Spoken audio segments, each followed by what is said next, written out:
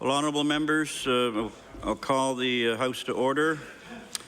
And you may have noticed coming into the legislature today that our flag is flying at half-mast. And I have a short statement here I wish to read. Today, Canadians are honouring those who served their country's call during the First World War. More than 650,000 Canadians and Newfoundlanders served from 1914 to 1918. And of those, more than 68,000 lost their lives and more than 170,000 were injured. Many of those were Nova Scotians. Our country's last known surviving First World War survivor, Mr. John Babcock, passed away in February, and his passing marks the end of an era. It also reminds us to never forget the sacrifices made by veterans of the First World War and to give thanks for their service. Now, there is a book of reflection on the First World War in the front foyer, and I would encourage all members to sign it. It's downstairs at the security desk. And in honor of those brave Nova Scotians and Canadians who served the cause of freedom during the First World War, I would now ask that members rise and we'll have a moment of silence.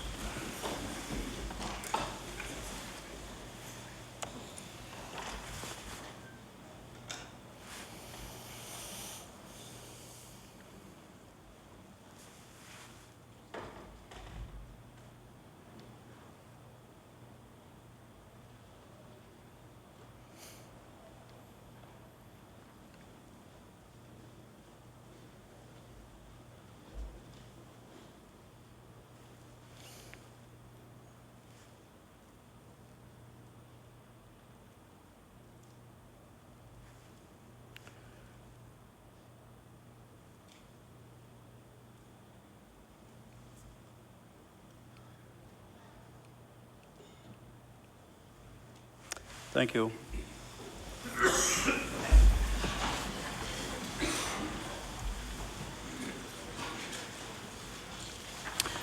We'll start with the daily routine, presenting and reading petitions. The Honourable Member for Cumberland South. Well, thank you, Mr. Speaker. Mr. Speaker, here we are on day 9, ninth day of broken promises by this government. This petition was started as a result of the headline, which we all know. Dexter says he keep Tory promises, and which is continue to be broken on a daily basis across this province. Prayer of this petition reads, we, the residents of Cumberland County, implore that Premier Darrell Dexter keep his word, build a correctional facility in Cumberland County. Mr. Speaker, this petition is signed by 78 people, bringing the total to this point of 603, with thousands more to come. Thank you, Mr. Speaker. The petition is tabled. The Honourable Member for Kings North. Thank you, Mr. Speaker. I beg leave to table a position that's been collected in Kings North and signed by in Kings County and signed by 311 citizens of Kings County. The operative clause reads, we, the undersigned, petition the legislature to preserve business and jobs by not increasing taxes, balance the books over the median term by rolling back the massive spending increases of recent years. And I have affixed my signature to the document. The petition is tabled. Any further petitions? Presenting reports of committees. Tabling reports, regulations, and other papers. The Honourable Minister of Education. Thank you, Mr. Speaker. I beg leave to table a report entitled Workers' Compensation Board of Nova Scotia Annual Report 2009. The report is tabled, and that would be as Minister of Labour and Workforce Development. Okay. Any other reports, regulations, or other papers? Statements by ministers.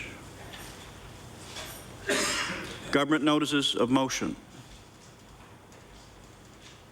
Introduction of bills. The Honourable Member for Cumberland South. Thank you, Mr. Speaker. Mr. Speaker, I beg leave to introduce a bill entitled An Act to Amend Chapter 217 of the Revised Statutes 1989, the Income Tax Act, and Chapter 293 of the Revised Statutes 1989, the Motor Vehicle Act, respecting first responders.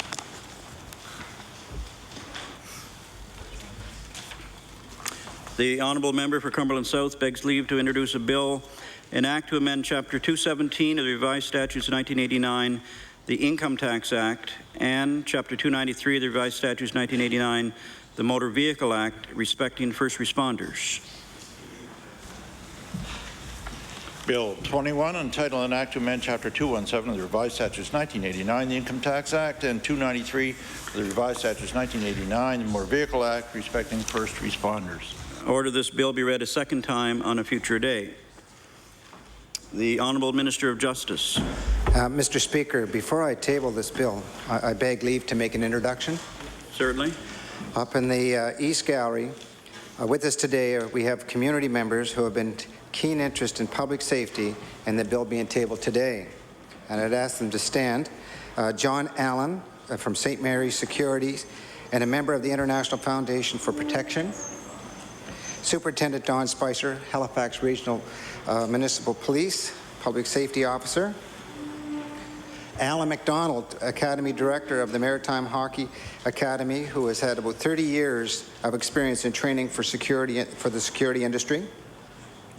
Superintendent Frank Foran, Nova Scotia RCMP Support Service Officer. Ron Lovett, owner of Source Security and Investigation Incorporated. And I want to extend a very special welcome to Cyril and Anita Giffen. Through tragedy, they have been advocating for regulations such as these for more than 10 years. And I'd ask them to stand. Thank you.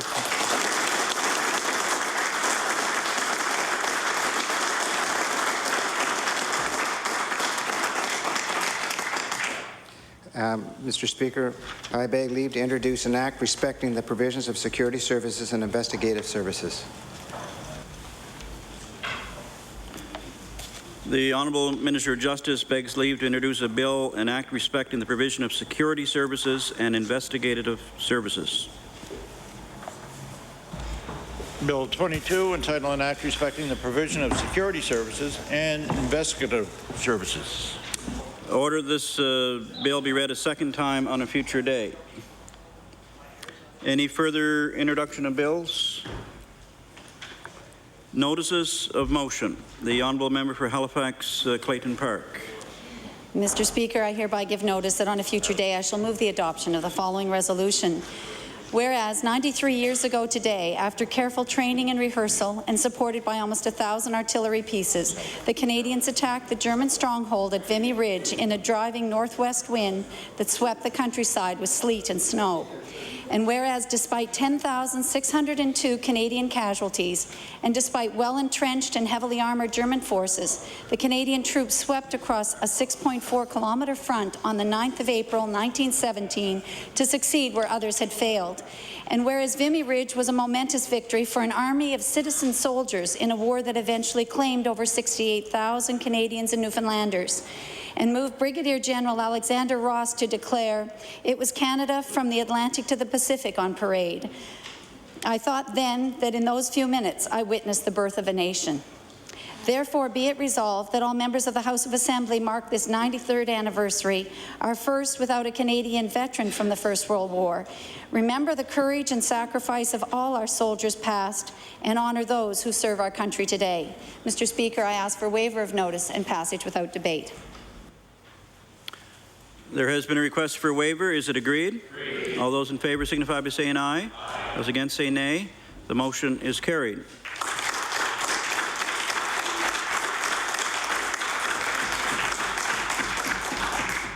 The honourable member for, or the honourable leader of the Progressive Conservative Party.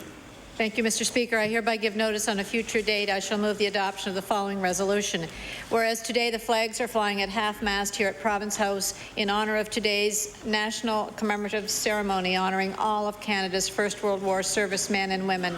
And whereas the ceremony is being held as part of Vimy Ridge Day on April 9th at the National War Memorial in Ottawa, symbolic of the many Canadians who have served and are serving Canada in times of war and in the cause of peace and freedom. And whereas on February 18th of this year, 2010, John Jack Babcock passed away, becoming the last known veteran of the First World War, in turn marking an end of an era in Canadian military history. Therefore, be it resolved that all members of this House recognize the importance of the day as significant ceremonies are held around the world, both in Canada and in our allied nations of France and England. Mr. Speaker, I request waiver of notice, passage without debate. There has been a request for waiver. Is it agreed? Agreed. All those in favor signify by saying aye. Aye. Those against say nay. The motion is carried.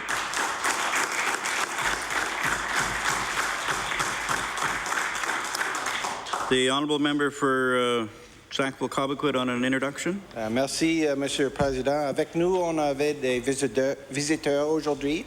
On avait Marie-Claude Rio et avec Marie-Claude, on avait 20 étudiants de la journée de droit, l'association des juristes d'expression française de Nouvelle-Écosse. Mr. Speaker, with us today we have some visitors.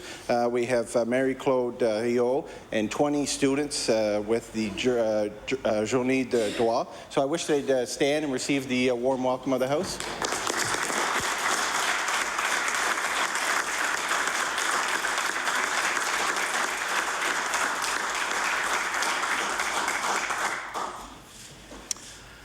The honourable member for Truro-Bible Hill. Thank you. I hereby give notice that on a future day I shall move the adoption of the following resolution. Whereas Dave Wilson, chair of the Truro-based Wilson Group of Businesses, has been actively involved in Truro community organizations. Sorry? Continue, member. Yeah. Whereas Dave Wilson, chair of the Truro-based Wilson Group of Businesses, has been actively involved in Truro community organizations, businesses, and sports groups.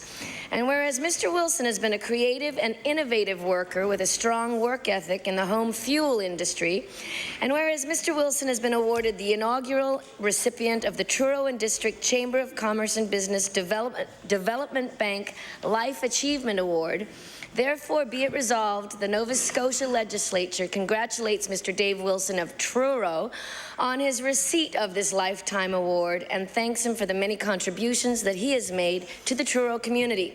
Mr. Speaker, I request waiver of notice and passage without debate. There has been a request for waiver. Is it agreed? All those in favour signify by saying aye.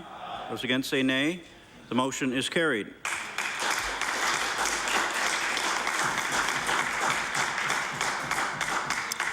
Any further notices of motion? The honourable member for Lunenburg. Thank you, Mr. Speaker. I hereby give notice that on a future day I shall move for the adoption of the following resolution. Whereas the NDP government is committed to giving seniors options to allow them to stay in their homes and communities longer, and whereas the municipality of the District of Lunenburg is committed to working in partnership with communities and individuals to provide recreational opportunities to all residents, and whereas the municipality and District of Lunenburg has applied for and received funding for the age-friendly needs assessment to provide for information collection, age-friendly upgrades to trail services and recreational facilities, and the production of a senior-specific municipal newsletter. Therefore, be it resolved that this House of Assembly congratulate the municipality of the District of Lunenburg for receiving this funding and commends them for the work on their age-friendly community. Mr. Speaker, I request waiver of notice and passage without debate. There has been a request for waiver. Is it agreed? All those in favour signify by saying aye. Those against say nay. The motion is carried.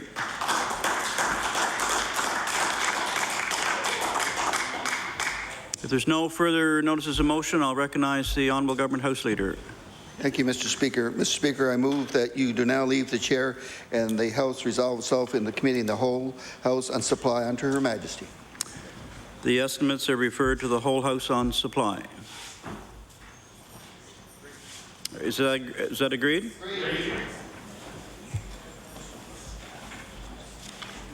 Okay.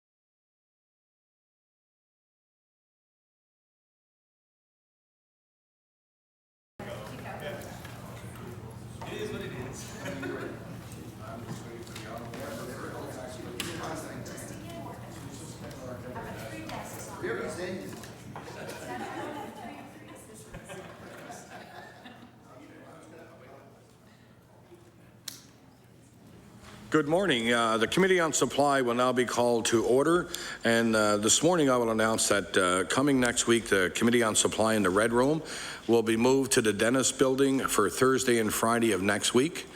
So I will now recognize the Honourable Member for Halifax Clayton Park. Thank you very much, Mr. Chair, and I look forward to this morning while we continue our estimates with the health budget. And I was remiss yesterday, I didn't welcome the staff from health. I just got right into my questioning, and I certainly would like to thank the Deputy Minister and others who have come today to help. It makes a big difference to have your expertise, and I know that the department is so huge.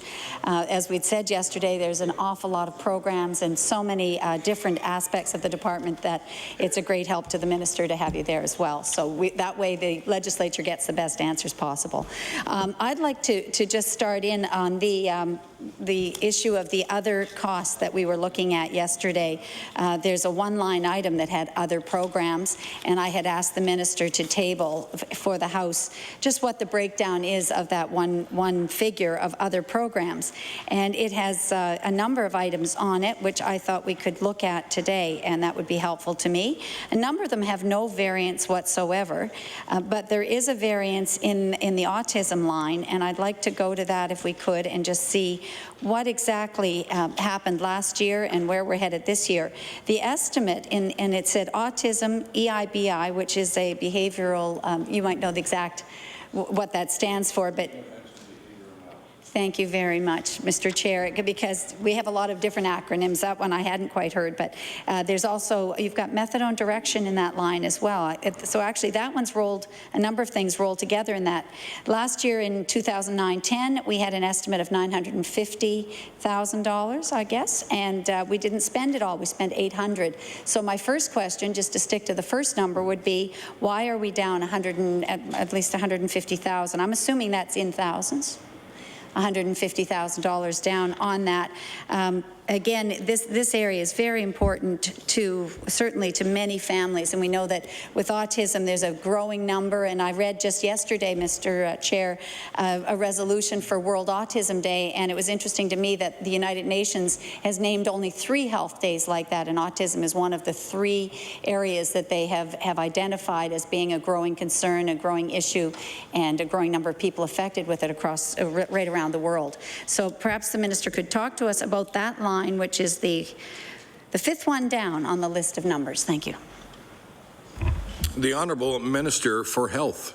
Thank you very much, Mr. Speaker. And to the Honourable Member, she's correct in saying that this piece of the budget, the autism, EIBI, methadone, Direction 180, children with complex care needs is also in there, is off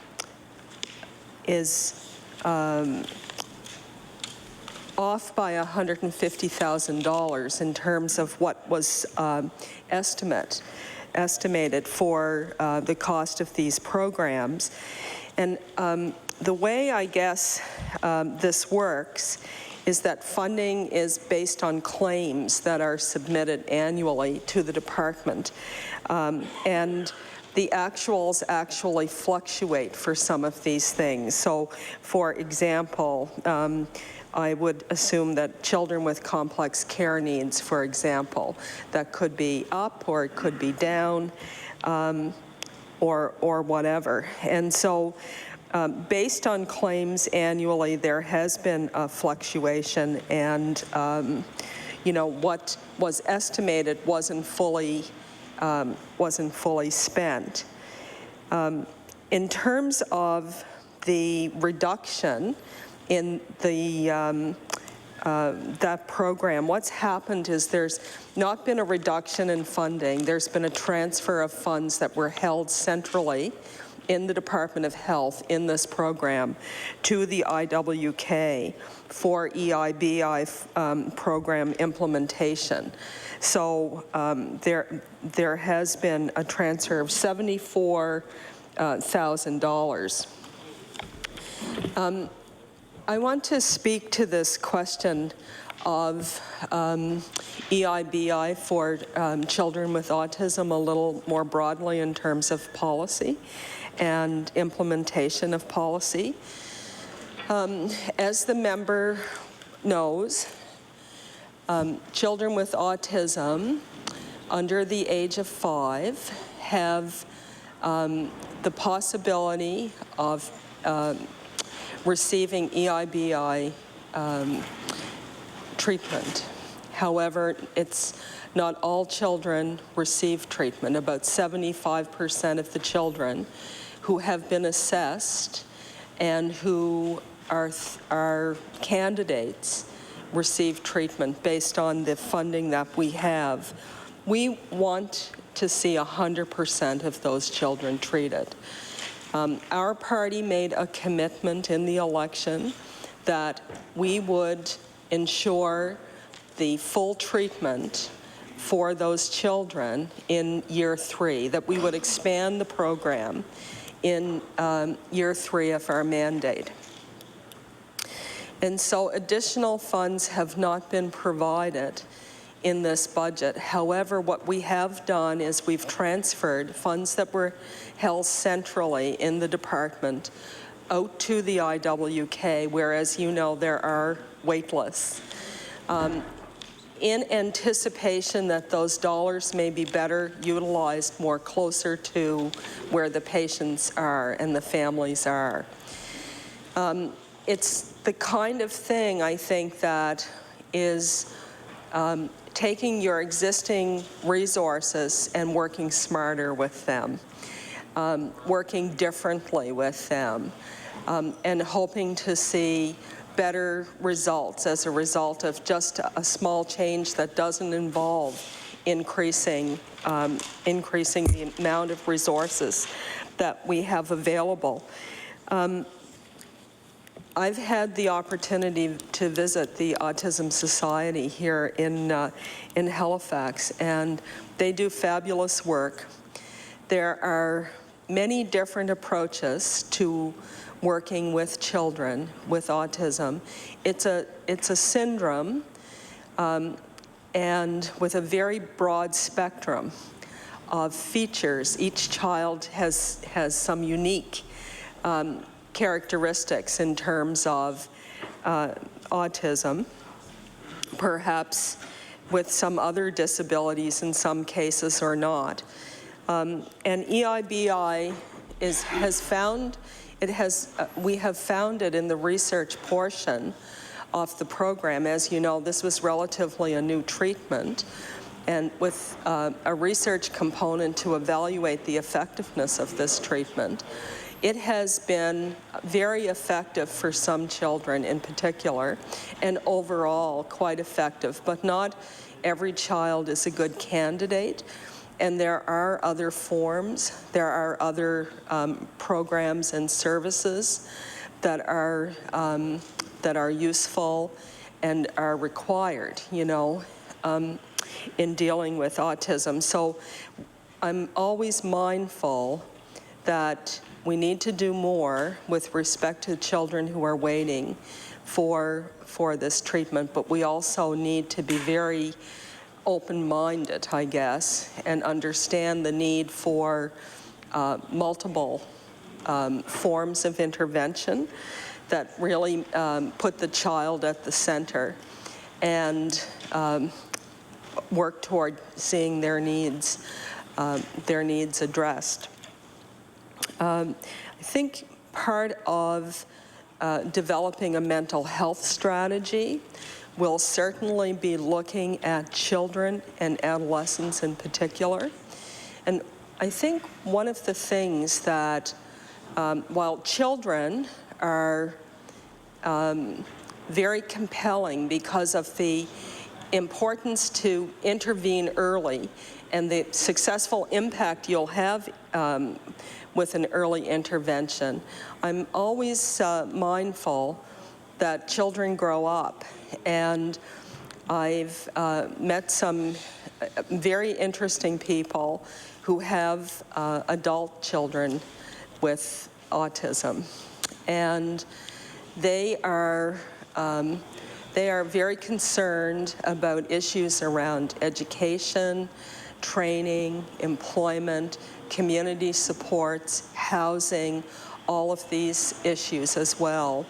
And that, I think, requires a pulling down of the silos between government departments, the Department of Education, Community Services, Health, and really looking at a multifaceted kind of approach to ensuring that these individuals have a good quality of life and have opportunities that give them the ability to meet their potential. And this is something that's very important to me, Mr. Chair. The honourable member for Halifax Clayton Park. Thank you very much, and I do appreciate the minister giving us a fuller description of the program. I'm not yet sure about how much of that figure is devoted to autism. I understand now 74,000 has gone to the IWK, and I appreciate that if in fact there was no additional money to take more children into the program or to actually put more dollars to it, perhaps giving this money to the IWK will serve to allow more children to be served. It's possible. I mean, they are frontline, and maybe they can leverage it in some way to actually help more families. But I think along with what the minister said about her concern, the thing that we should all be concerned about is that 75% of the children who qualify, who've been assessed, are actually getting the service, getting the help they need. And I think the minister did talk about older children, but let us remember that if you're under 5 or 6 years of age, the intervention that comes with this EIBA therapy has tremendous results. It really does help families and young children to overcome a lot of the difficulties, to learn to communicate where they hadn't been communicating, to learn to socialize where they had no social abilities. And so there's so many things. There's a lot of testimonies from families saying that there's just been tremendous changes in their children when they've begun the EIBI therapy. And this is for the youngest children. As they get older, they can still benefit, but it's not as dramatic. So the sooner we begin to give them that help, we know that we have the best chance of giving them a good outcome and a good life. So the timing is really important. And the minister didn't mention the word lottery, but that is how the families see it. And I guess in effect it is a lottery, because if you qualify, your name goes into the hopper, and 75% will get service and 25% will not. And those families, you know, their name can go back in, and they get more than one opportunity to be drawn out. But it's a travesty. It really is, as families are waiting and recognizing that every month, every week that goes by, their children are missing an opportunity to begin to address the issues they have. And every parent wants the best for their children, and they can actually see evidence that this kind of therapy can make a tremendous difference in their child's life, that they can gain the skills that they don't have, you know, for one reason or another. And I think that's why, and in fact, I don't know if the minister would remember, but in opposition, I did bring in a bill, and it was in fact, I think the first bill that I introduced in the House, which was calling for ABA therapy at the time. That was behavioral therapy as well. It's similar, but not exactly the same. And that was at a time when there was none offered in this province. The Conservative government did introduce one after that, a small program in their budget, and it has expanded slightly, and I suppose in fits and starts over time. But what I want to know is, where are we at today? How much money is going towards any of the services for autism that's buried into that line, along with methadone and the children with complex care? And can we tell whether or not it was utilized last year? So I guess I'm trying to drill down to one more level of peeling the onion and see what exactly in that figure of $950,000 that was budgeted last year was budgeted for autism. And then recognizing you've made the $74,000 change to the IWK, what is left there for this year? I want to know exactly what we're devoting to this program for children with autism.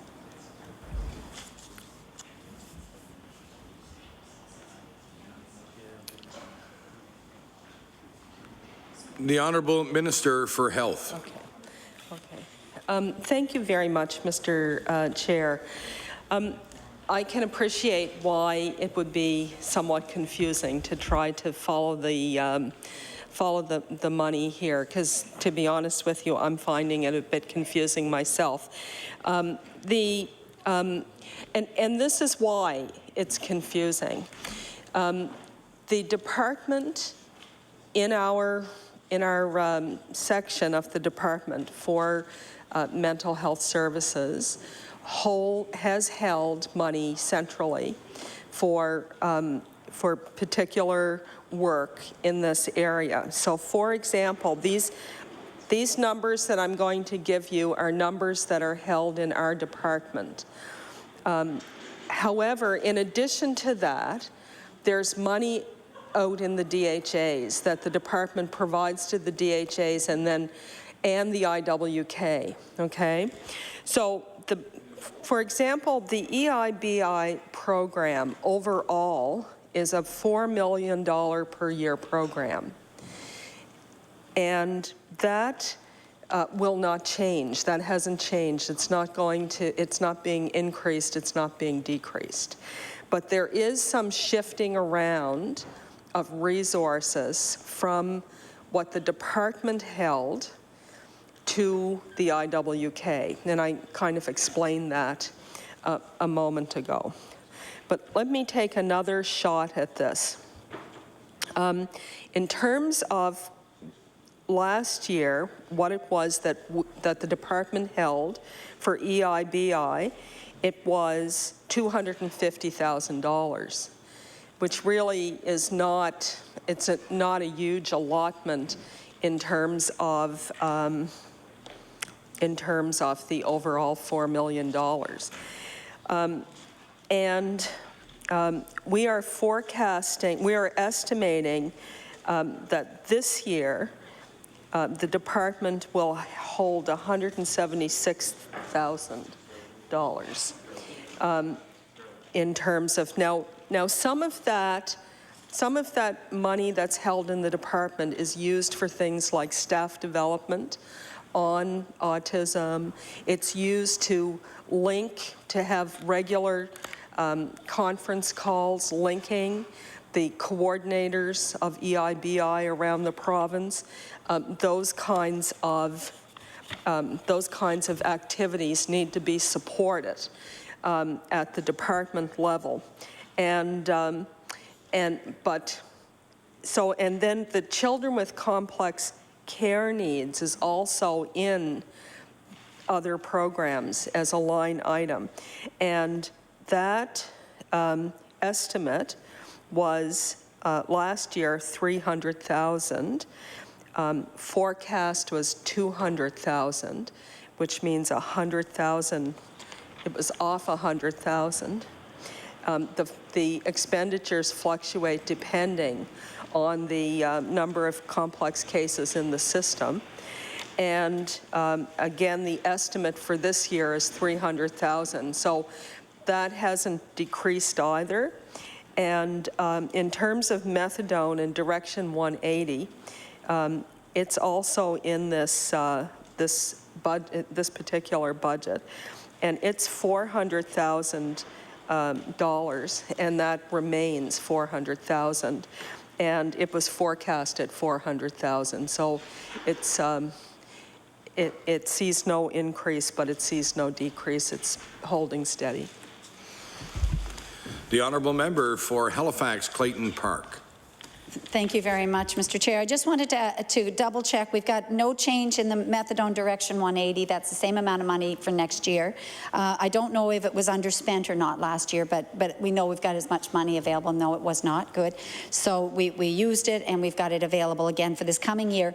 On the children with complex care, I realized that there was $100,000 not used in last year's budgeted amount, but that, of course, would depend on the number of children who've come forth. I hope that it doesn't mean there was anybody turned away, because the funds were there. But what I'd like to know is what is in this year's budget then for the children with complex care? Is it the same 300? All right. The Honourable Member for Halifax Clayton Park. Thank you very much, Mr. Chair. And the answer was that it stayed the same as well. So I hopped up instead of the minister getting up again, because I'll pose a different question.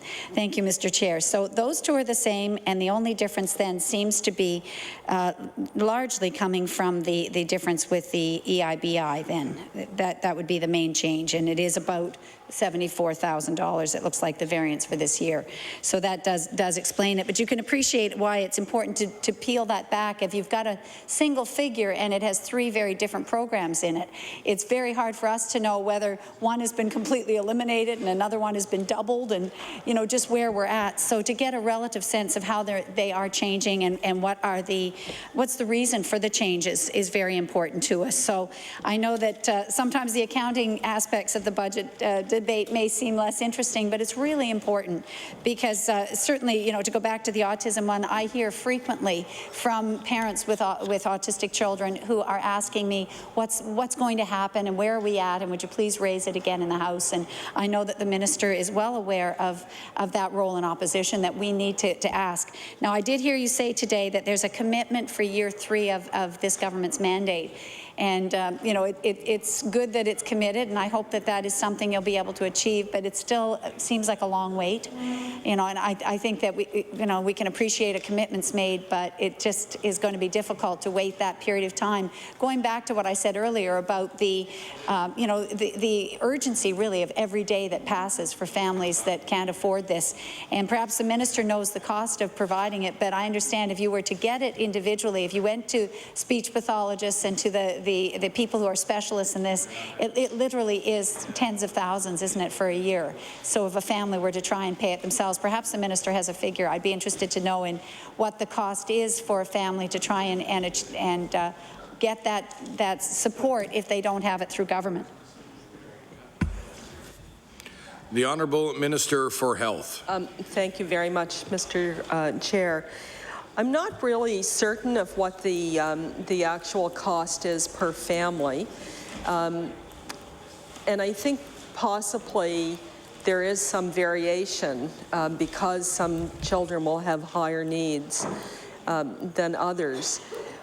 There are a lot of really interesting things that I'm learning about treatments, though, and approaches. And I met somebody not so long ago who had been to the U.S. to a program that trains parents, that gives parents the tools to work with their children with autism. And he is a parent of an autistic child, and he was so excited about his experience and the opportunity that he felt was there, not only for himself and his wife and their son, but also the opportunity that this would present for other parents. Now, again, it's not everybody's cup of tea, The resources that you have to, and I'm not talking about financial resources, I'm talking about sort of the emotional resources and the physical resources that you have to be able to bring to working with a child with special needs are considerable. And so he and his wife had tried a whole variety of different approaches, and nothing seemed to work. But this particular approach was exactly what his family needed. So I don't know exactly, and it's interesting. I think he was looking at organizing some workshops here that would allow other parents like himself who had access to different approaches, including EIBI, that hadn't necessarily been all of that successful for them. But as I say, EIBI, the evaluations are very good. We know that more children would benefit from this. Unfortunately, Rome wasn't built in a day. and I have to, keep the focus of my department on what we are already committed to, use the small resources we have to address, some of those big outstanding issues, and be very mindful of where we can transfer money closer to people, get better results in this way. And I look forward to, the time when I do have the resources through Every Kid Counts program, which is the program that we campaigned on in the election, which will see an expanded opportunity for services for children with autism. The other thing I would say that I find very interesting is we don't really have good information, statistical, sound information that tells us precisely how many children we are dealing with and we can look forward to dealing with over the next number of years. And this, I think, is a very important piece of information to have.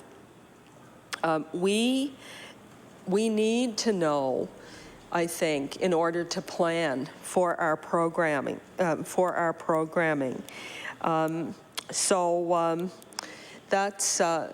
very important. So I think in closing, I just want to clarify that EIBI has not been reduced. There's been no reduction, but there has been a transfer of some of the funds that we held centrally with respect to EIBI. And then in addition to that, there's already money provided to the IWK through their budget. And not just the IWK, I should make it clear that EIBI is available in all of the DHAs, through all of the DHAs around the province. So in fact, there's funding not reflected here in that section. It's buried in those millions of dollars that goes out to the district health authorities for these programs. The honourable member for Halifax Clayton Park. Well, thank you very much. And I think there may be more questions that I'd like to come back to on autism, but I did want to know how many families or children are currently receiving the EIBI. Have you had a number? Because the minister began to go to the fact that it's difficult to project how many more will come into the system and will require help. But do we know how many are receiving it now, and then how many are waiting in that queue, basically, for their number to be drawn, hopefully? And as I say, I think that's important to families to know, and it may, again, differ by region, but I'd like to just know overall. The Honourable Minister for Health. Thank you very much, Mr. Chair, and we will get the member that information. We certainly have that information, how many children are in the program and how many are waiting, but we don't have it with us today. The Honourable Member for Halifax Clayton Park. Thank you very much. And I'm going to go to one of the other line items that have had some changes in this breakdown of other programs. So here's the supplementary details on that. There seems to be a big reduction in the line item, the last one on the list, intergovernmental affairs, midwifery, I guess it's Midwifery Regulatory Council, that may be one item, and funding methodology. And what are those three things that are rolled together? I'm certainly very interested in midwifery and how we can expand that in the province. I think it would be of interest not only to the women in this House, but to everybody, that we have better prenatal and postnatal care. And that is something that has begun in the province since I've been a member in the last 6 years. Quite recently, we have the new Midwifery Act, which has allowed midwives to practice here in the province. We were a little slow in adopting that, and I certainly knew people who had that available to them in Ontario 20 years ago when I was having my children.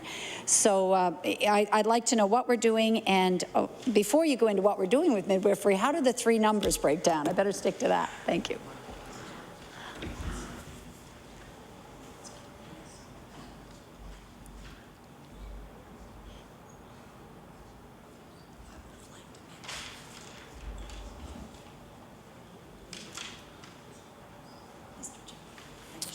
The Honourable Minister for Health.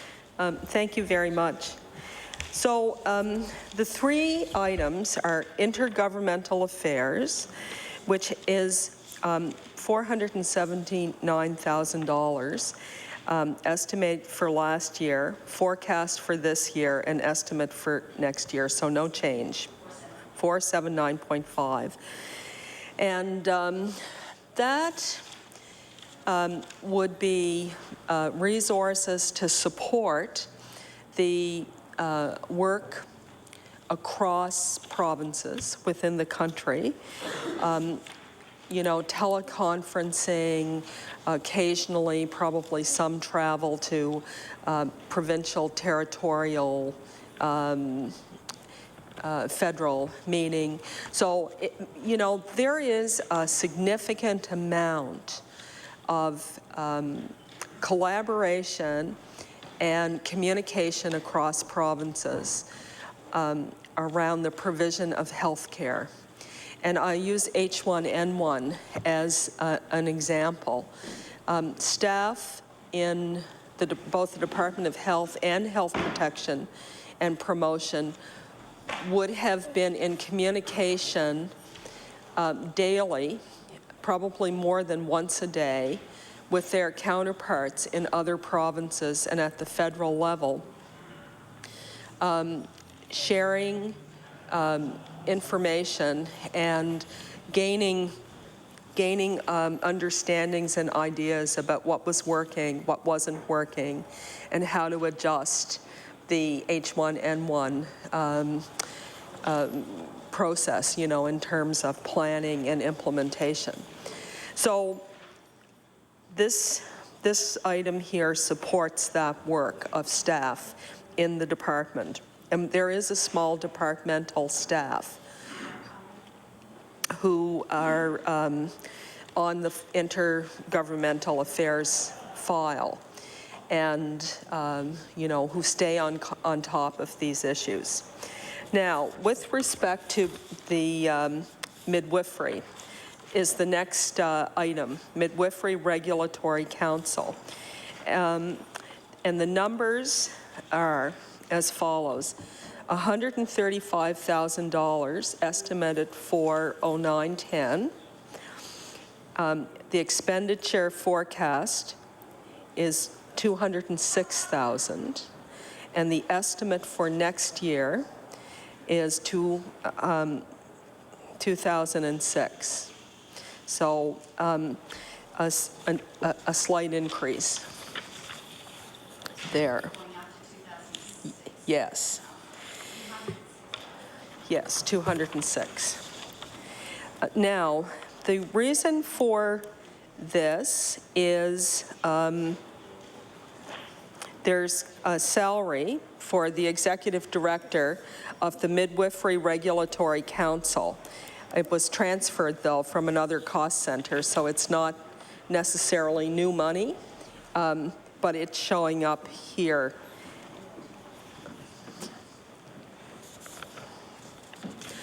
So, Mr. Chair, we have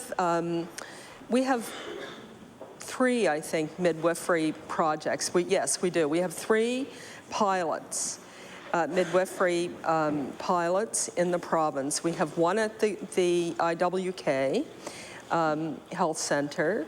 We have one in Gasha, Antigonish, Guysborough, Strait, Richmond. And we have one in South Shore. And these projects are being evaluated. There is this group, group, it was established in 2009, the Midwifery Regulatory Council of Nova Scotia. It was established in 2009 to govern the profession of midwifery in the province. It regulates the profession of midwifery in accordance with the Midwifery Act and regulations. The mandate and legislative duty of the council is to serve and protect the public interest by regulating the practice of midwifery. The council registers qualified, competent midwives to provide safe, high-quality care to women and their families in Nova Scotia, and the council is mandated to protect the public. by ensuring that all registrants engaged in clinical midwifery practice are safe, competent, and ethical practitioners. So that line item supports the work of this council. And as you can appreciate, I'm sure, Mr. Chair, because this is very new and it's a very small group, to expect that the midwives, licensed registered midwives in the province could support their own regulatory body through dues, which is generally how other groups do it, is not really realistic for this group, and they would require some funding. I think the member is indicating an introduction.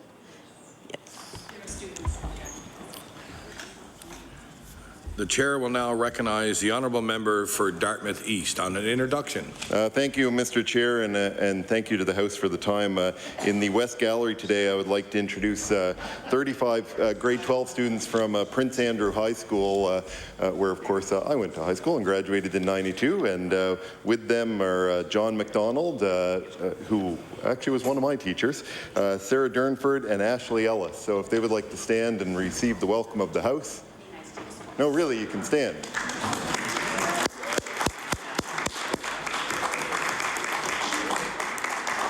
And the Minister of Education down here, you might want to go up and say hello to. I know you've already met the Justice Minister this morning, and enjoy the health budget debate. Thank you, and we do welcome all visitors to the gallery, and then hopefully you enjoy the procedures as we are in the Committee on Supply and the whole House. I will now recognize the Honourable Minister for Health. Thank you very much. So in the last line, the last item is funding methodology in this particular item. And last year it was estimated $1,231,000, and that has disappeared. It's gone. And where has it gone? It's been transferred to the DHAs. And again, it's been, this was a line item. This was a line item that was used for FSOR consultation. It was there for, I'm told, several years. It was never really used, and it has now been put to good use by transferring it to the DHAs, particularly to help them with their wage pressures, Mr. Chair. So that accounts for those items in that portion of the budget. The Honourable Member for Halifax Clayton Park. Thank you very much. And just before I pose a couple of questions around that, I would just like to give a little context to the students in the gallery so that they might know what we're doing today. We're on the first full day of estimates, which is our opportunity as opposition members to look at the budget and go through line by line or whatever questions we have on a particular department's budget. And we begin with health because it takes up about, well, almost half. It's about 45%, I think, of our total budget. And it is certainly the largest department and the biggest spending that we have. So we have allotted about probably at least 10 hours that we will be doing these estimate discussions. And they're much different than question period and a lot more productive because we actually get to have a dialogue with the Minister of Health and ask about what exactly is included in these programs. I ask for 1 hour of these questions, and then it will revert to the Conservative bench, and they'll ask for an hour, and then it will come back to the Liberals. So you have an idea what we're doing. I think I'm here till 10:21. I should have, and I was not a teacher. I'm actually an accountant, so I like this kind of stuff. So That's good for me. I like to go through the numbers, but we're looking at this one line item. I'm going to go back to the minister, and we're looking at a line item that had some strange things rolled in together. Just before I go back to midwifery, I would like to know about that funding methodology a little bit more. That's a lot of money that had been allocated to be used. I didn't understand what methodology it was that they were supposed to be looking at. There was a term you used that I didn't know, and I think there are never any stupid questions, so it's good to go back and ask again if you don't understand something. $1.23 million had been allocated to that. If it hadn't been used and it's now going to the district health authorities and they can use it to, as you say, to maintain their commitments to increase people's pay, I understand that. That's probably a good redirection. But my question to the minister would be, are we missing anything by not having used it? It was originally thought to be important enough to put in the budget. So, you know, are the people of Nova Scotia missing anything by the fact that it was never used and has now been brought down to zero? The Honourable Minister for Health. Much, and the member asks good questions. It gives me a chance to provide some clarification. The $1.2 million was allocated initially with the idea, understanding, intention that this would be used to develop a funding formula, funding mechanism with the DHAs. And that work is now being done in-house by staff. It will not require consultants. So that's one thing. So we are getting good value for dollar from the use of our own human resources on this, number one. Number two, that money was actually used in a previous year for Corporate Sanchez, which was $1 million report. So when they had to fund the Corporate Sanchez report, that's where the money was found. And this $1.2 million has now been transferred into the budgets of the DHAs to help them deal with some of their financial pressures, including staffing. The Honourable Member for Halifax Clayton Park. Thank you very much, Mr. Chair. I'd like to go to the midwifery section of that budget line item and have a look at that. Now, that's gone up from $135,000 last year. You said we actually spent $206, and I guess the department has recognized it costs $206. Am I right? $206,000? Oh, sorry, it's the minister's turn. The Honourable Minister for Health. Thank you, Mr. Chair. And I think with guests coming into the gallery and your colleague doing an introduction and the commotion, which wasn't very much commotion, but you missed that I had indicated earlier that the increase in that line item reflects a $70,000 salary for the executive director of the Midwifery Regulatory Council, which was transferred from another cost center. So it's not new money, but it's appearing in this particular line for the first time. The Honourable Member for Halifax Clayton Park. All right. Thank you very much, Mr. Chair. And that does explain it because it's just about 70,000 more. So that would explain where that's come from. Can you tell me how many people work in this regulatory council?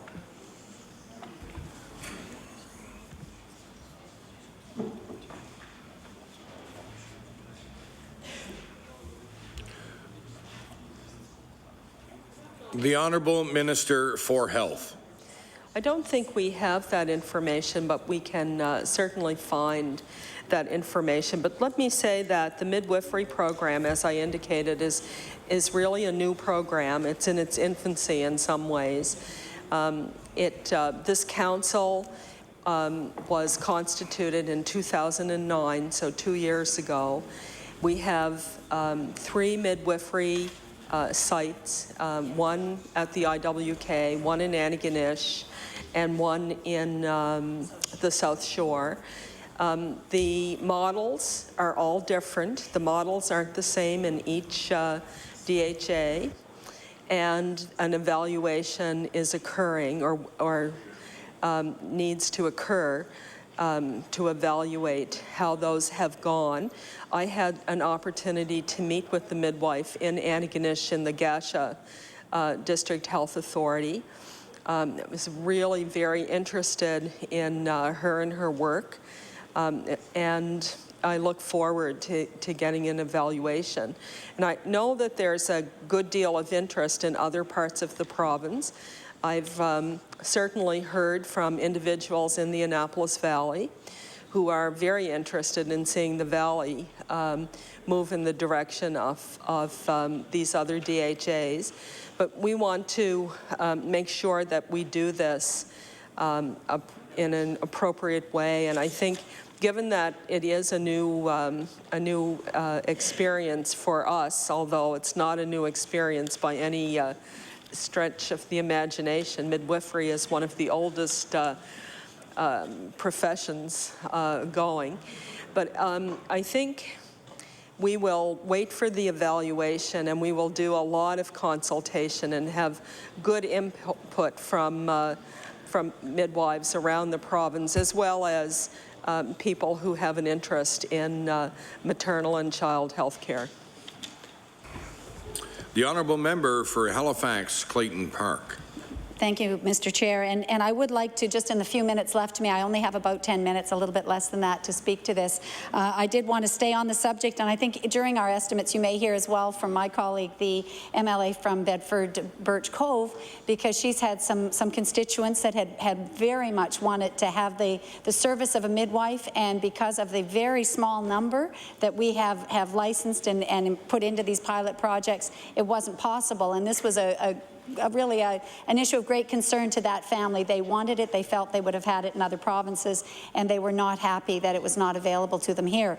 And I know she may have more to say about that. I see she's in the gallery right at the moment, so perhaps she's listening on this subject.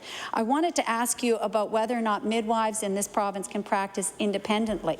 Can they set up their own practice? Because that would be an option for those that are happy to pay the extra because they want that pre- and postnatal care.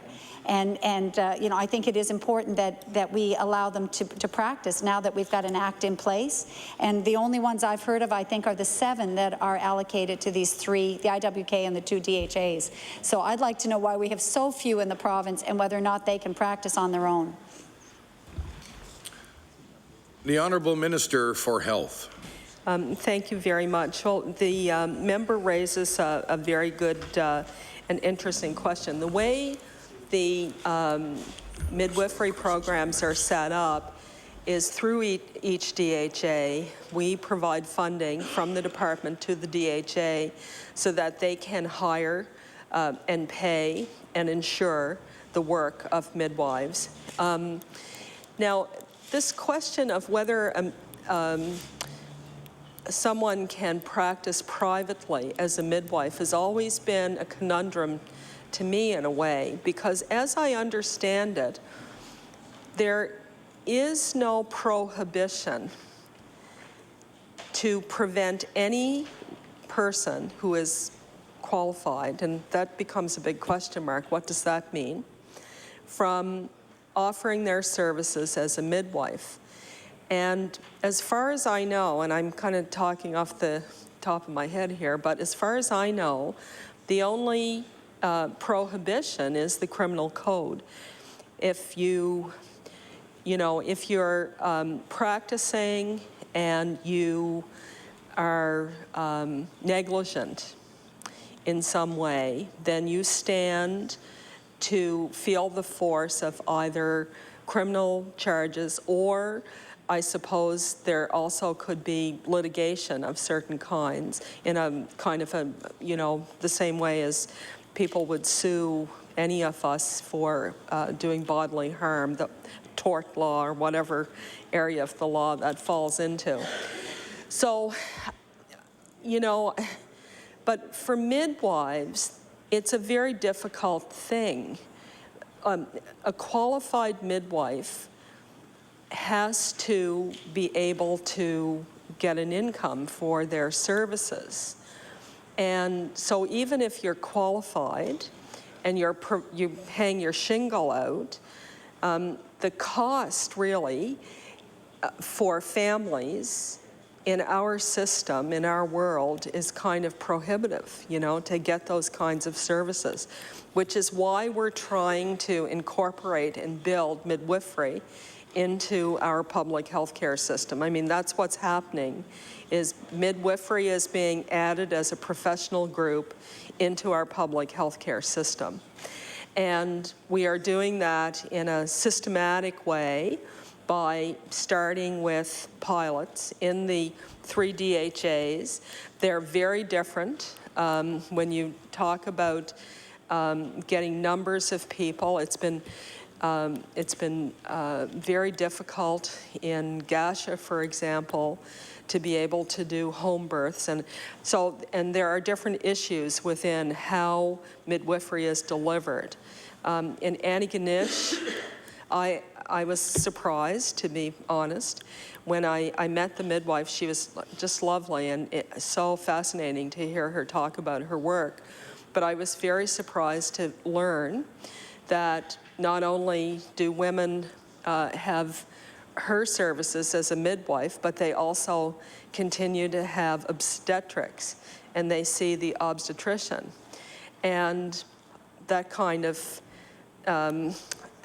startled me, I suppose, in a way, because I've always understood midwifery to be a way to not have to have necessarily obstetrics involved and allow those highly trained specialists to deal with, you know, higher risk pregnancies, more difficult pregnancies, and have midwives do the more regular kinds of things. So, you know, when we look at this, we'll look at a whole variety of approaches. The regulations, as I understand them, require that 2 midwives have to be employed and available in order to have home births occur as part of the model. So in some areas, it hasn't been possible to recruit the number of midwives we need to be able to deliver that aspect of the service.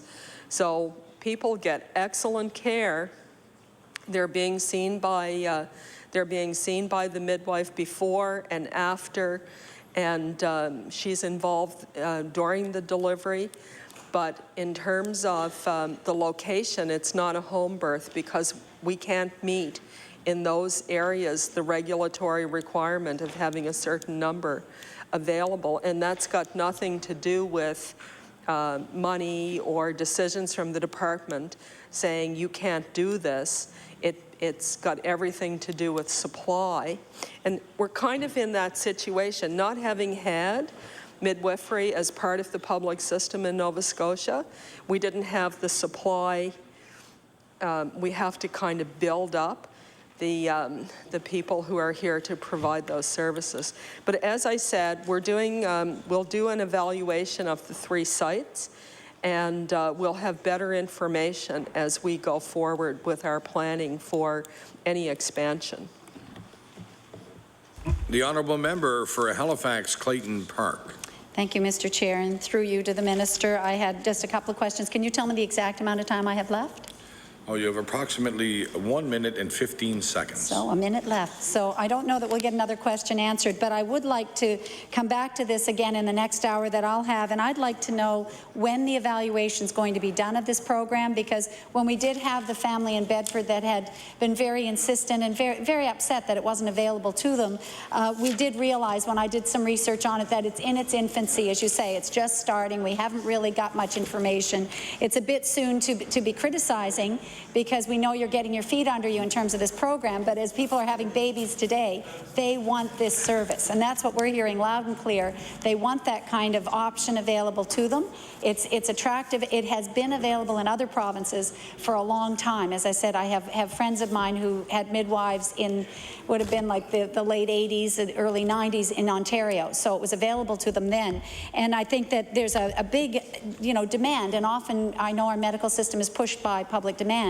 But again, going back to what the minister likes to say often about the right professional in the right setting at the right time, as you mentioned, the minister just mentioned, it's actually cheaper in the long run, and you get better care in the sense of prenatal and during the birth and postnatal care than you would from an obstetrician who will come in for the birth, and then you may have a little bit of post-birth care from perhaps public health, but it's not the same as having somebody who knows you and your family and actually can help advise you. They become very close during that period of time, and they give great advice and great support. And I think that it's really important that we look at that.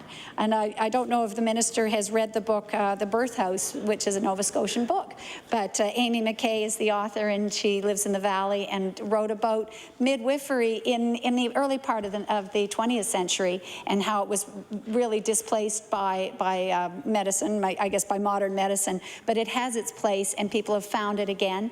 And when I come back to it, I'd like to ask about the plans for the future in terms of Order, evaluating. please. The time is allotted for the no more speeches. Committee on Supply. The chair will now recognize the honourable member for Hants West.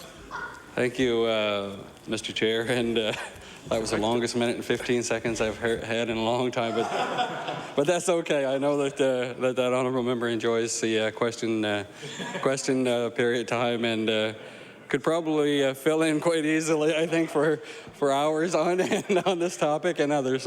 And that's great. So I appreciate having a few minutes to ask the minister a couple of questions around health.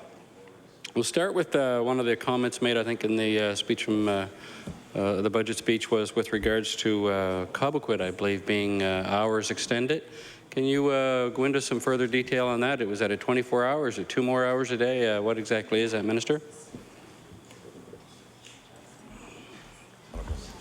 The Honourable Minister of Health. Well, thank you very much, Mr. Speaker, or Mr. Chair, rather. And I welcome the honourable member to the discussion about the health budget. The Cobequid Community Health Centre, as the member would know, is a really, in some ways, it's a very unique healthcare service in the province. It's a wonderful community health centre. Providing many services to a growing and very already a substantially populated area and a growing area. In the election, our government, our party, during the election made a commitment of $2.25 million in this fiscal year to work to keep emergency rooms opened and reduce healthcare waits. And it was our view that the Cobequid Community Health Centre would need to be a part of that proposal, including adding capacity for 3 additional assessment beds there. It currently operates, that centre currently operates from 7 a.m. To 10 p.m., so 15 hours a day, 7 days a week. We're in the process now of planning for an expansion of hours and services in that centre to complete our campaign commitment to the people of that community. And as the details of that plan are available, we'll certainly be making them available to the members of this chamber as well as the public. Thank you. The honourable member from Hants West. Thank you, Mr. Chair. Thank you, Minister, for that answer. And I'm quite familiar, yes, with Cobequid. I had the pleasure of working as a paramedic out of Sackville, Bedford for a number of years, and Cobequid was a facility that we would be involved with on a daily basis and right through until closing. And I can tell you there were many nights at closing where we were unloading patients, unfortunately, and taking them into town as there were no further beds and the facility is not open adequate hours. And the fight had been on there for many years to try to extend the hours and possibly much talk about going 24 hours. Obviously, from what you've just said, it doesn't sound like the plan is to go 24 hours. There's an assessment being done, but it doesn't look like it will be 24 hours. That's unfortunate, as the issues in the HRM and the hospitals here in Halifax, the QE2 continue to grow. There are long waits. Paramedics, ambulances, stretchers are tied up for hours on end. It doesn't appear to be relieving the issue at all. It will only continue to to grow that issue between Halifax and Dartmouth, as there will still be an hour where closure will take place and patients will still need to be transferred for further care regardless of the time of day or the situation and the severity. But again, you're right, that is a wonderful facility out there, a new facility where they've moved to and offer great services, and it's unfortunate that we're not able to see that go even at a reduced level, perhaps for the 24-hour period, more of a clinic status where patients could be seen on an outpatient type basis for prescriptions that are much needed and minor illnesses and injury and so on.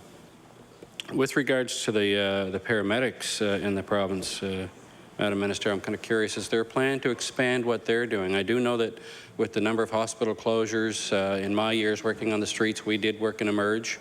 I know that the QE2, formerly the VG, has had paramedics on staff for many, many years. Not that I am biased, but I see great opportunities and further opportunities for paramedics in this province to be filling in, or not just filling in, but I am biased. He says yes, perhaps, but not just filling in, but being employed in all the hospitals, if not even just regionally, 24 hours a day to help assist with some of the work that's going on there, because these folks are very well trained, very knowledgeable, and perhaps there's a transition of some type of training to bring them into that fold. And I know that there was always an issue with staff.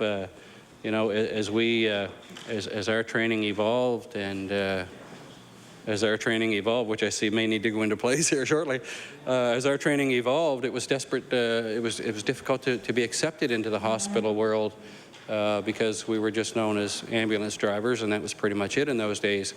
But the fact that we were trained, we know that there are shortages in nursing staff. There are difficulties. There are shortages in the CNAs, and there are shortages all around with doctors. And we know that a lot of the injuries that come in are somewhat minor. So I'm kind of curious, what is the plan of yourself, your department, the government, to move forward with expanding the scope of practice for paramedics, if there is any? The Honourable Minister of Health. Thank you very much, Mr. Chair, and I do want to thank the honourable member for this particular question. Already, I think there are some small areas where we're seeing paramedics used differently and expanding the work that they do. I don't know so much about expanding the scope of their practice, although I don't rule that out. In fact, I welcome this idea. And Dr. Ross's report yesterday, I think, points us very much in this direction. So I think the first thing we want to ensure that the paramedics we have now, who are very, very skilled, very well trained, that they're working to the scope of practice they have now. There are a lot of paramedics around the province who, you know, they're emergency health care providers, so they're waiting to be called to go to, you know, a site where a patient is. But there's a lot of time in between those calls in some cases, not in all cases, but in some cases there certainly are those occasions. And so we're starting to look at what can we do to take those very valuable health human resources and use them more fully instead of just having people wait for calls.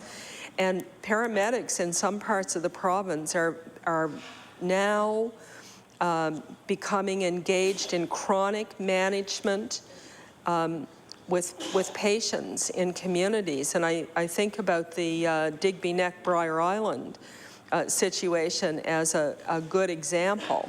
There's no reason why paramedics can't be, you know, doing home visits almost, but or having a blood pressure clinic, for example, at a particular time. And you know, some of these things, particularly for an aging population with chronic disease. So we have, I think, a great ability to use our paramedics to a fuller scope of the practice that they have right now.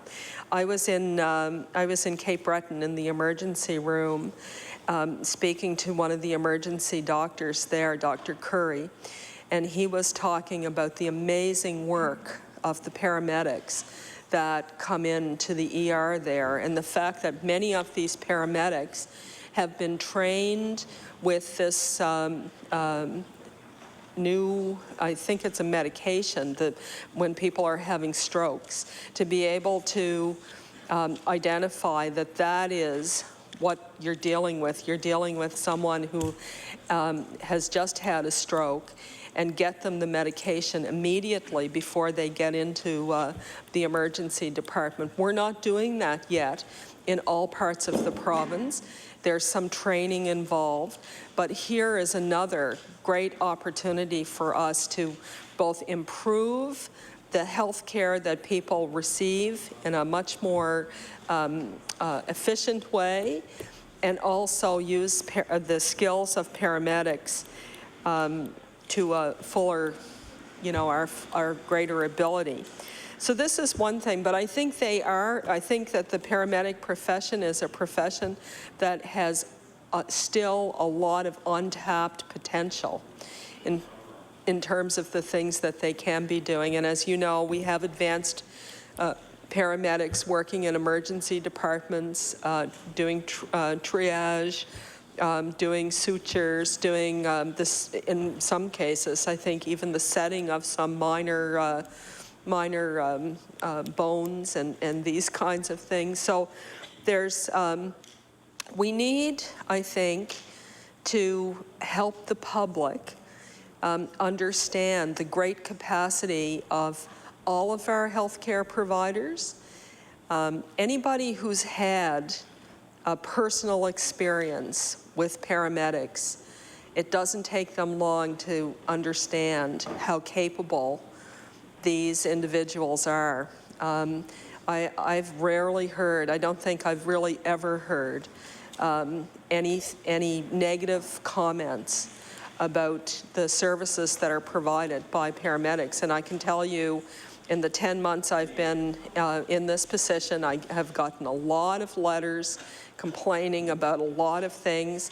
I have not received one complaint about the services of a paramedic or the paramedics.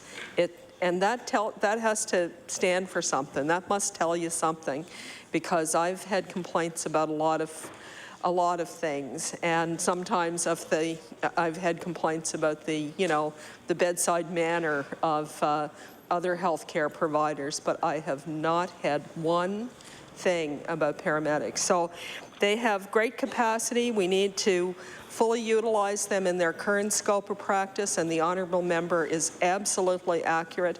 We're looking ahead.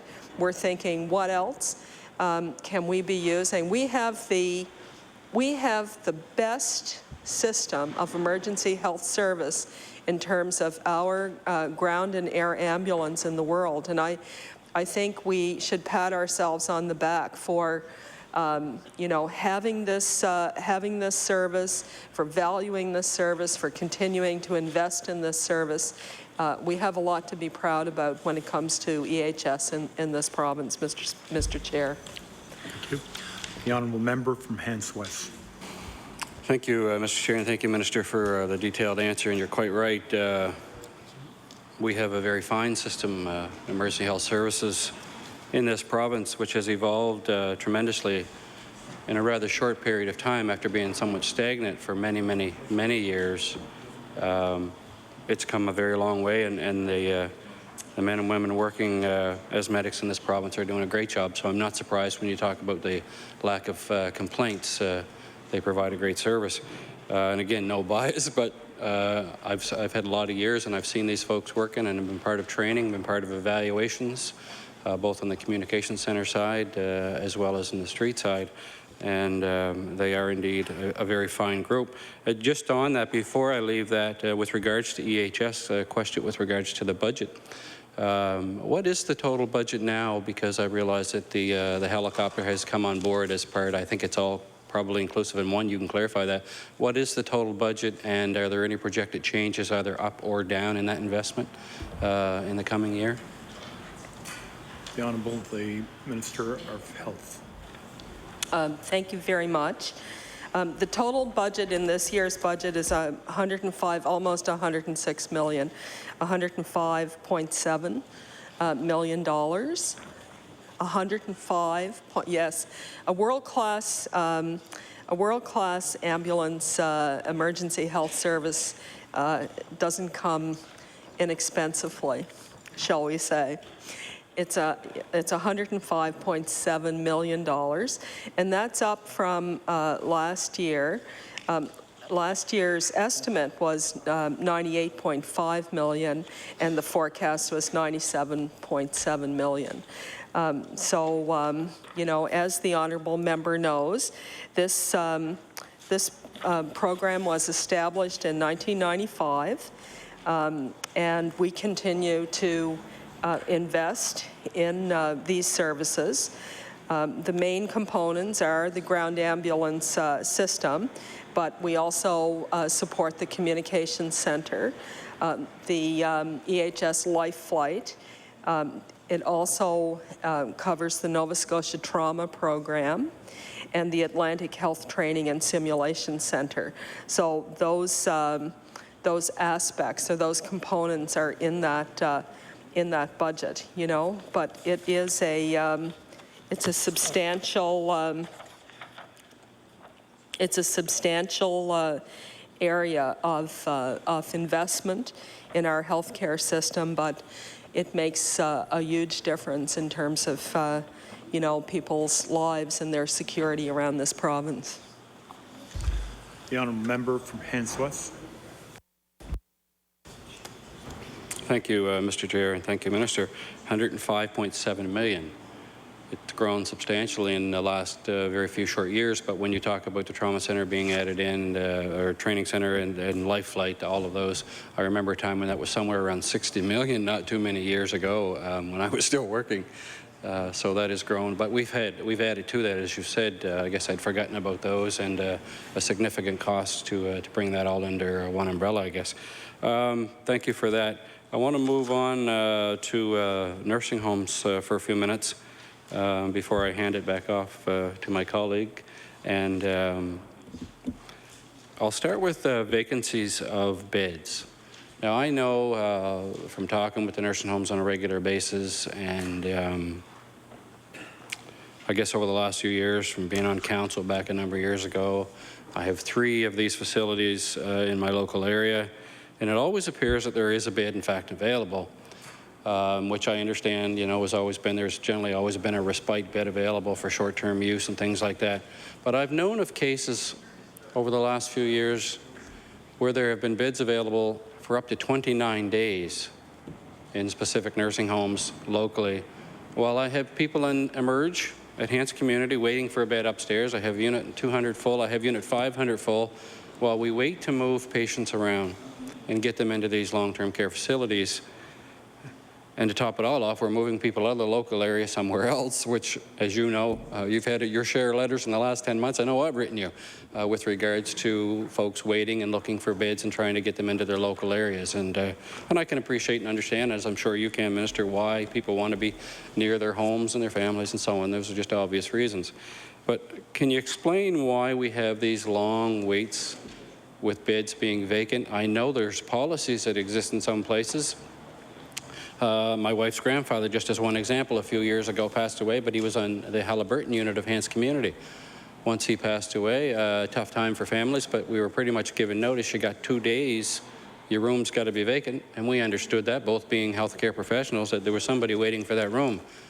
And I think this is pretty much standard practice. As soon as, you know, generally the only time these beds become available, unfortunately, are when people pass away, and it happens every day. But these long waits between beds being filled, I don't understand. I wonder if you can just enlighten me a little bit on why that's taking place right now. The Honourable Minister of Health. Thank you very much, Mr. Chair. And I'd say to the honourable member, I couldn't agree with you more. The turnaround should be relatively short. And in most cases, it is actually relatively short. I don't have those numbers here, but I not so long ago had a briefing with staff on some aspects of this in terms of the continuing care strategy.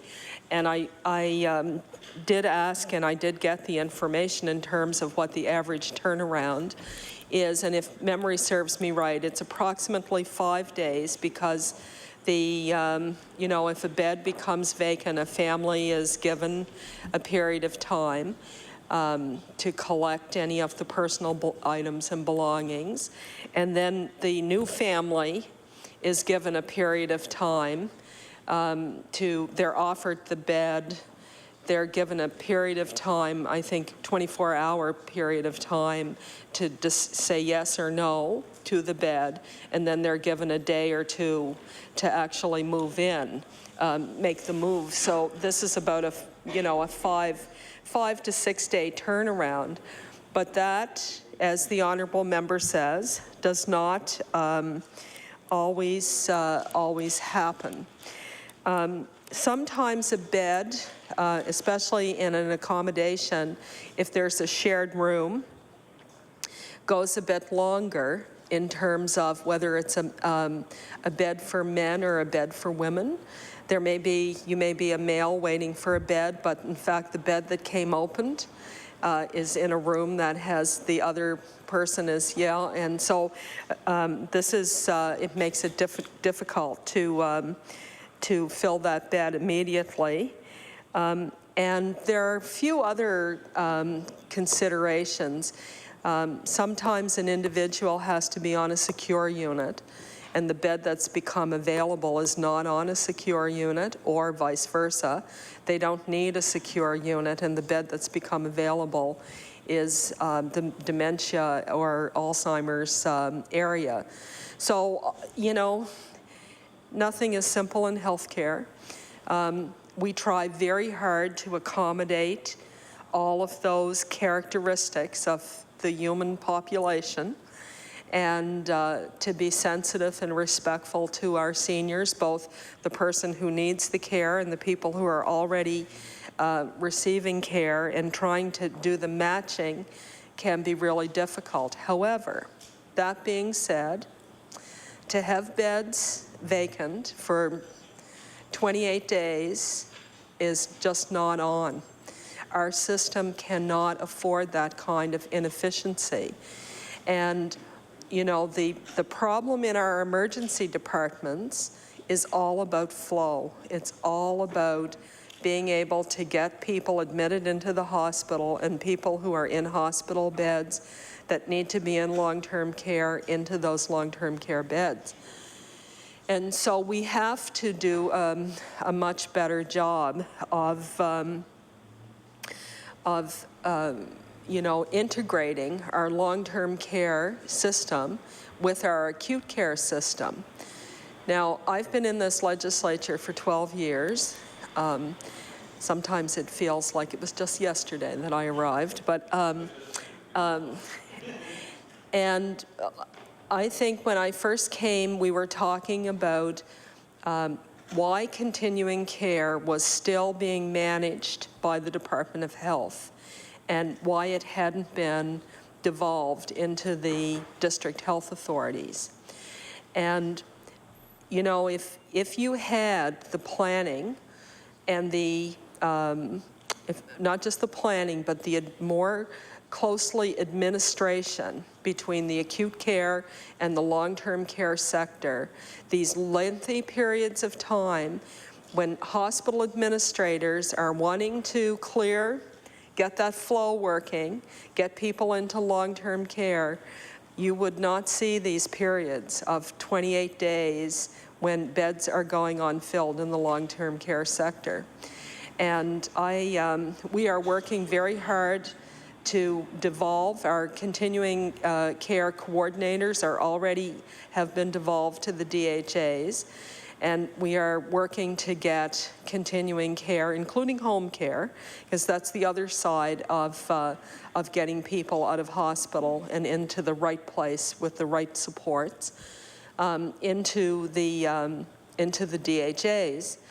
You know, we're in the process of developing service agreements with long-term care providers around the province, and I'll be looking forward to support from members in this chamber to move that initiative forward, because it is going to make a difference in terms of the effectiveness and the efficiency of our acute care facilities, our emergency room services, and we won't leave operators of long-term care in a position where they're carrying the costs associated with empty beds, because that's not a good thing either.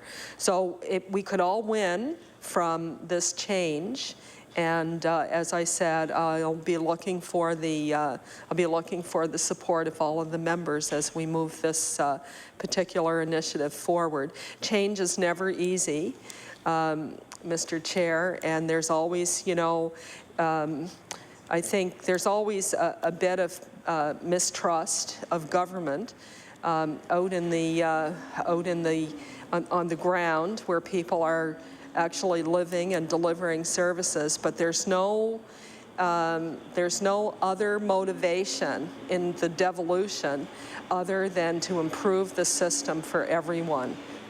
Thank you. The member for Handsworth. Thank you, Mr. Chair, and thank you, Minister. And I'll tell you, you've talked about a number of things, and it's interesting to hear you say some of those things.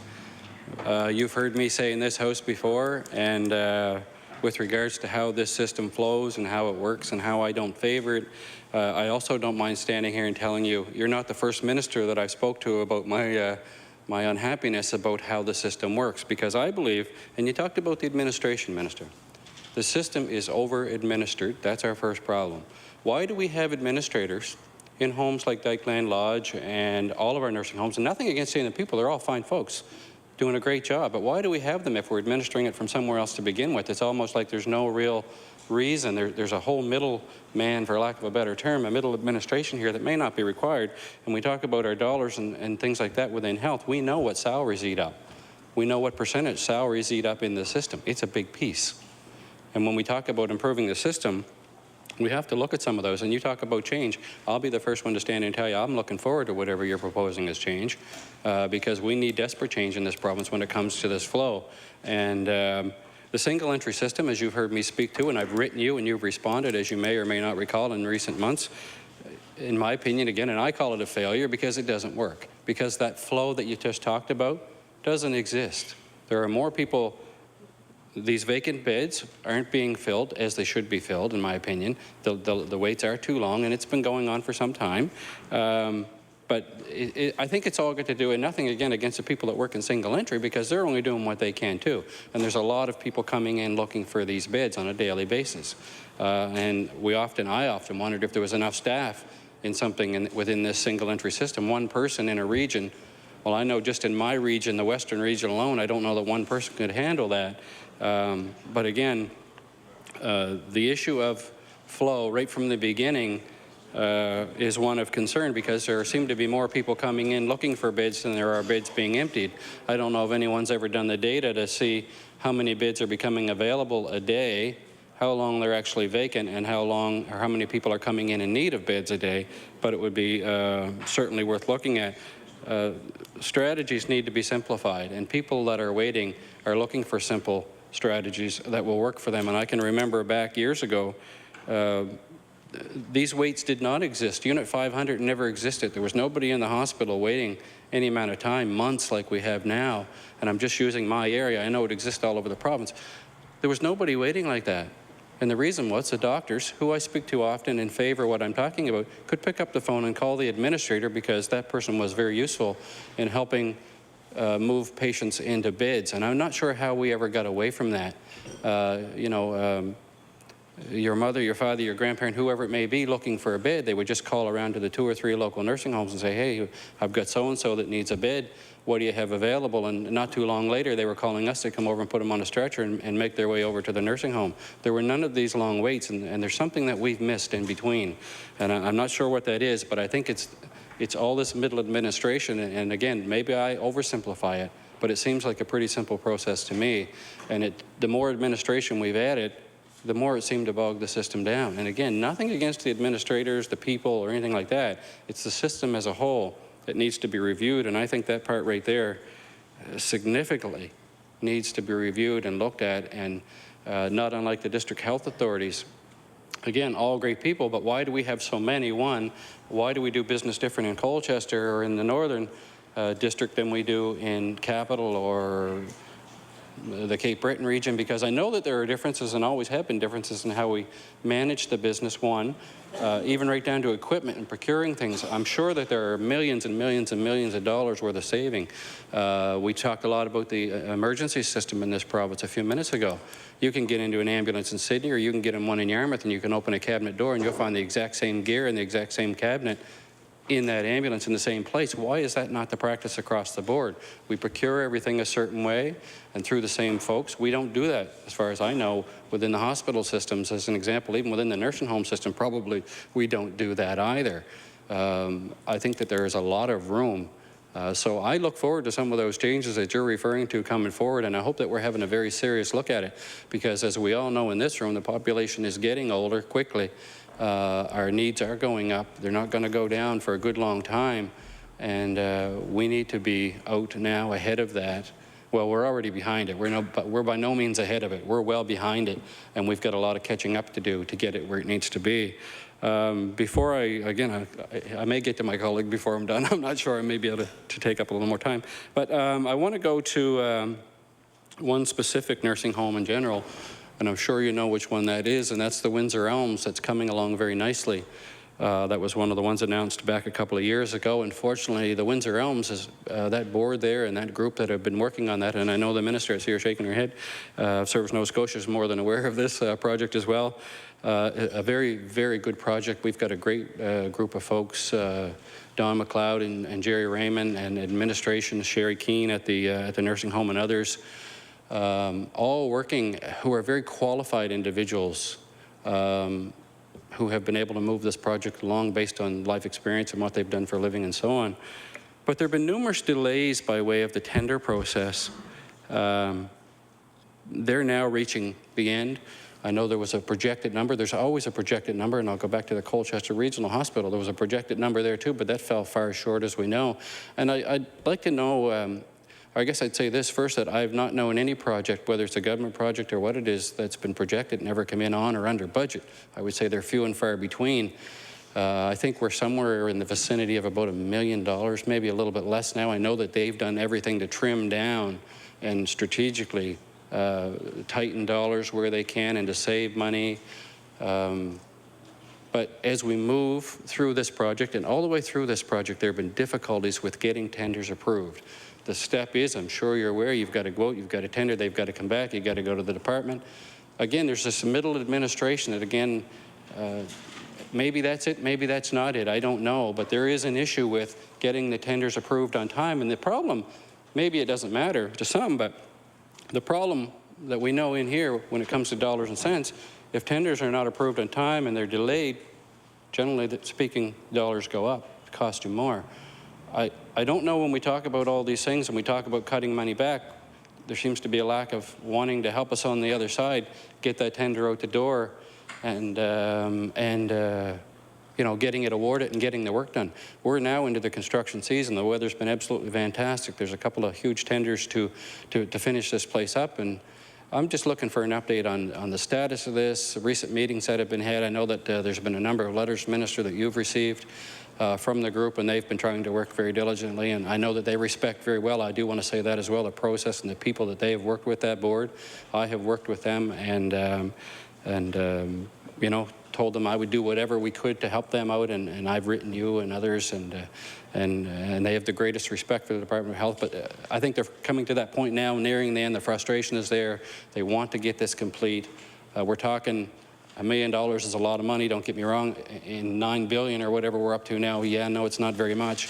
But I can't see, I guess, this project being stalled over $1 million or less as it approaches the end, when we have a need for this home to be completed and to get people into these rooms and so on. So I'll ask you your thoughts and where we're at with this project, and if you can update me.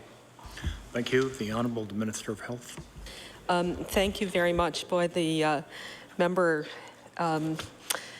raised a lot of issues that many things I'd like to, many roads to go down, including why do we have so many DHAs? And I think he should have that conversation with some of the members of his own caucus who brought us from four regional bodies to 9 DHAs.